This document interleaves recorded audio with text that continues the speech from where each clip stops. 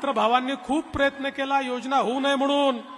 मग पहिल्यांदा कोर्टात गेले, कोर्टाने त्यांना नाकारल्यानंतर काय केलं माहितीये, जाणीवपूर्वक फॉर्म भरून घेतले आणि त्याच्यावर पुरुषांचे फोटो लावले, जेणेकरून महिलांना नंतर सांगता येईल तुमचे फॉर्म तर आम्ही सरकारला दिले होते पण सरकारने ते फॉर्म स्वीकारले नाही। काही ठिकाणी तर मोटरसायकलचे फोटो लावले, कोणी बगीचाचे फोटो लावले।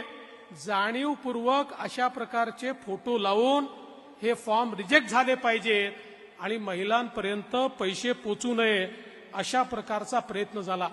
हेही करून हे लोक थांबले नाहीत, आपल्या पोर्टलवर मोठ्या प्रमाणात जंक डेटा त्यांनी टाकला, जेणेकरून हे पोर्टल स्लो झालं पाहिजे, हे पोर्टल बंद पडलं पाहिजे। मध्ये 4-5 दिवस ते पोर्टल बंद होतं, मग याच लोकांनी हाहाकार सुरू केला, पोर्टल बंद, पोर्टल बंद, पोर्टल बंद।